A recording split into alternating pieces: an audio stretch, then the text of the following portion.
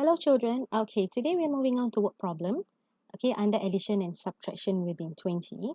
Okay, so I would need you to take this worksheet out. Okay, turn to page 10 and please get ready. Okay, you can pause the video while you go and grab your worksheet.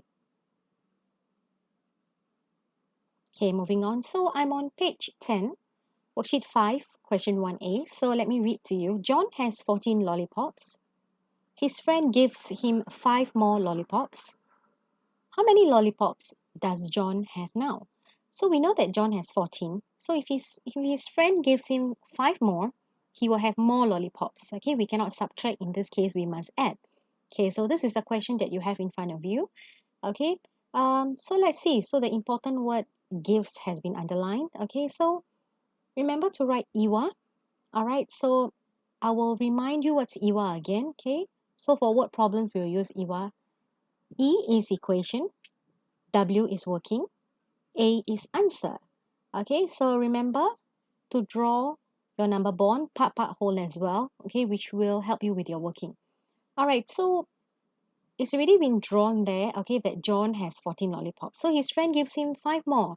So let's add in the 5. We have 1, 2, 3, 4, 5.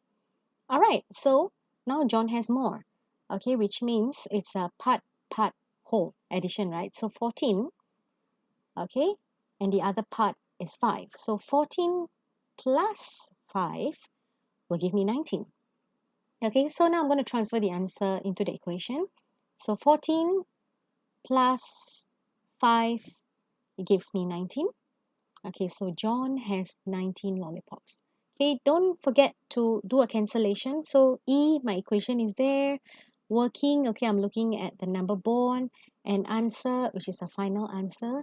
So if all is there, okay, then your whole working is fine. Okay, so I would like you to copy this on page 10, question 1A first before I move on.